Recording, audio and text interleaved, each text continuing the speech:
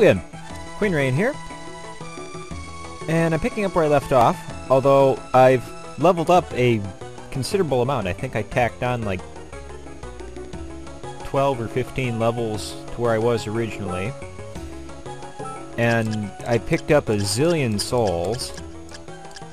I basically went and just backtracked through all the previous areas I'd been in and grabbed as many souls as I could.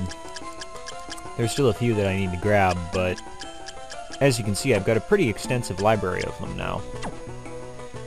I don't have any new weapons or armor, but, well, okay, I do have new armor. I went back and I picked up the steel plate, because I figured I needed the armor. So, let's get this train wreck moving again. I do mean train wreck.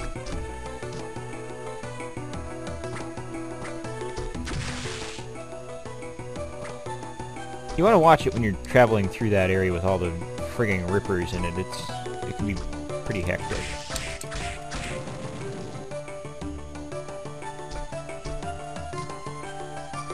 So where I am currently in the garden, floating gardens.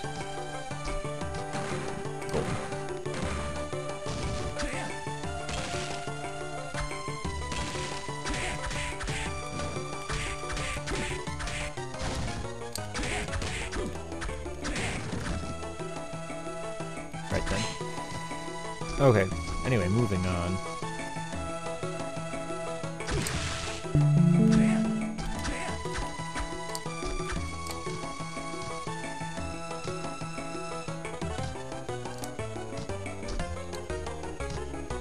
Okay, so I backtracked to the beginning of the level so I can show you the exact path that you have to take to get to the next area.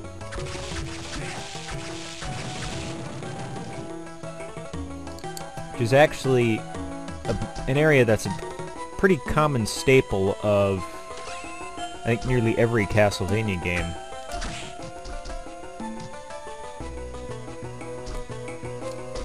Shoot. Give it to me to louse up the jump, right?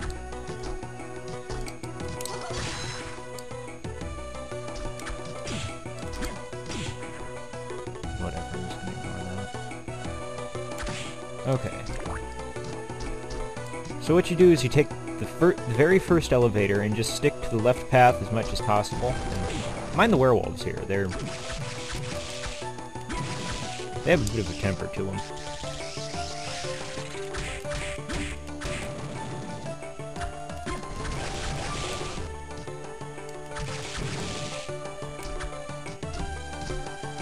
So anyway, you want to keep going left until you just can't go left anymore. Mind the manticore.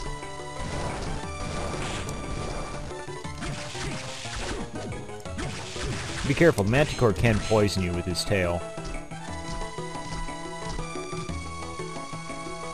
So you want to just keep heading left, like I said. It'll take you through 3-4 screens.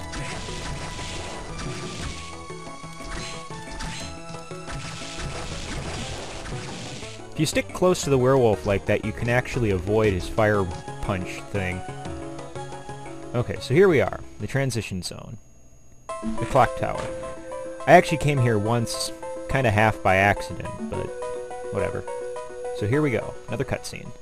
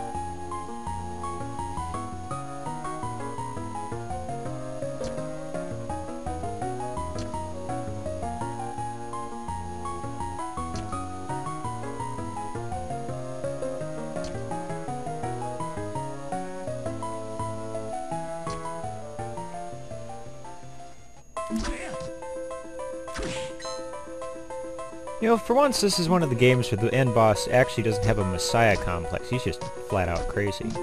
Watch it when you're navigating your way through the gears here. Those spikes can do a lot of damage. We come across a new enemy, Lightning Doll.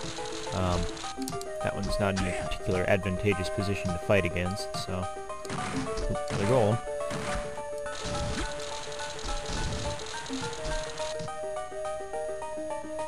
Oh yes, and the Medusa Heads. Always with the Medusa Heads in the clock tower. Watch it, because the floor along that path collapses. You gotta keep moving to make it across. Nope, another cutscene.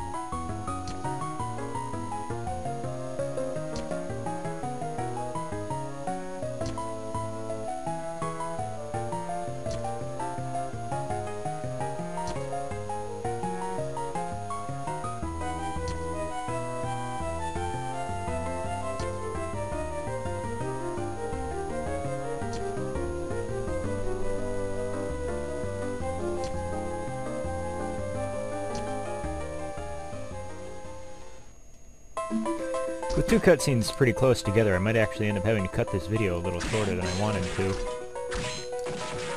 This crumbling floor here leads to our next area, but we need to defeat the boss here first. Watch it, the bombs that the bomb armor throws are pretty powerful. Now is where it starts getting tricky to go up the clock tower. I'm not too worried about lightning dolls or even these harpies. Ugh, that's what I mean about strong.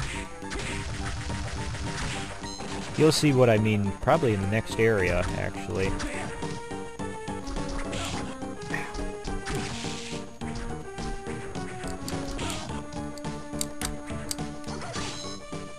Go.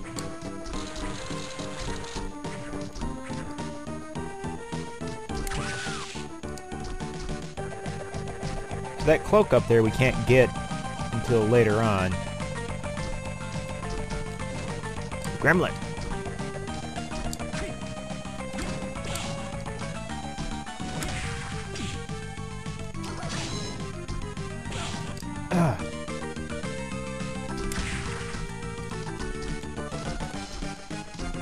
For anyone that's played the original Castlevania games, you'll know that the Medusa Heads are a pretty common staple of Castlevania. Oh, yeah, that was lovely. Ah, shoot!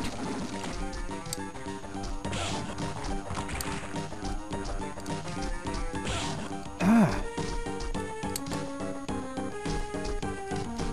You want to watch out for the green Medusa Heads. They can turn you to stone. If you happen to be turned to stone and you hit one of the spike strips along the walls, you will die. This way just leads to a dead end.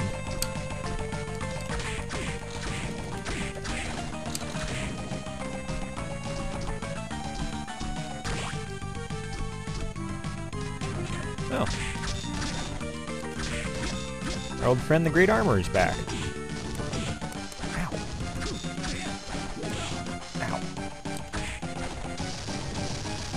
Fortunately, being level 35 and having a good, powerful sword helps to make up for that.